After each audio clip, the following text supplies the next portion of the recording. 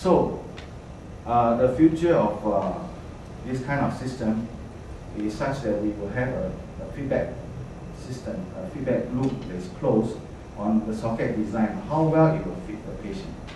And also the being able to come up with optimal socket design, and also the manufacturing of the definitive socket and to improve the delivery service. So we've seen that there's significant advances made in prosthetics. Basically coming from having lightweight and strong materials, and also the advances in microelectronics, and also the computational power that is available to us nowadays, and the advanced manufacturing technology, which at the end of the day will have shorter delivery time, and then ultimately to try and reduce costs, eliminate high costs in the provision of this kind of prosthesis. I think John Erb says it quite well. He says that it is a social crime that amputees are forced to make do without modern prosthetic technology and modern surgical skill.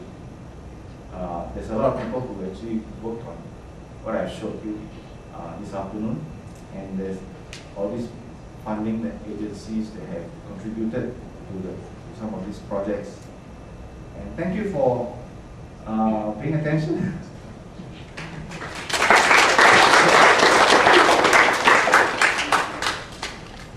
If you have any question, I'm glad to entertain any questions that you might have.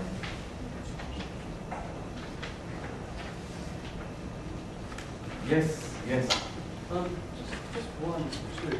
With the fitting to the stump, how long does it take before the stump is regarded as stable enough for a fitting to occur? And does the socket design need to change as the stump stabilises later, or it changes in relation to as the person starts working on artificial leg? Does their stump actually change in response to that? Yes. I think you asked a very important question.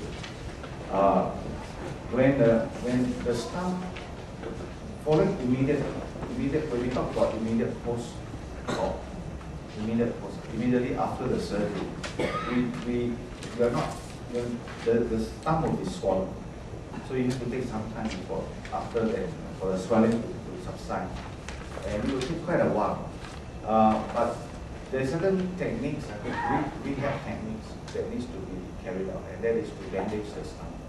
Ensure. So around about 3 to 4 weeks, the stump should be rather stable, and the patient should be able to go for assessment for the fitting of the shoulder. Whether the stump will subsequently change shape, yes, depending on how active the person is. If he's very active, he make use of the stump, or if he's sedentary, he eats a lot, he puts some weight, then the stump shape will change again.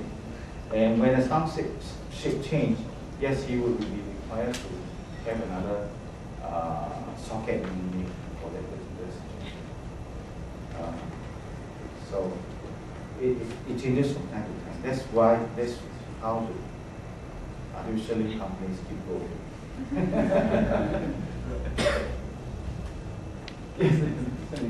So more advanced technique, how much would it cost now to make a stump? The more advanced technique. You showed two, right? One is the water pressure. Yeah. The other one was the seats cat design. Yeah. Actually, both designs are developmental work. So they are prototypes right now. So we have not made them commercially available yet. So I would imagine that with the CAD/CAM system, it will cost more because of the initial investment of capital. So how do you persuade how do you admit the patient into trial, because this is still Free. So you tell them you have this choice or that choice, and you take. No, we basically approach subjects, who come into our clinical trial scientific reasons. And of course, they will get their free links. We provide enough free.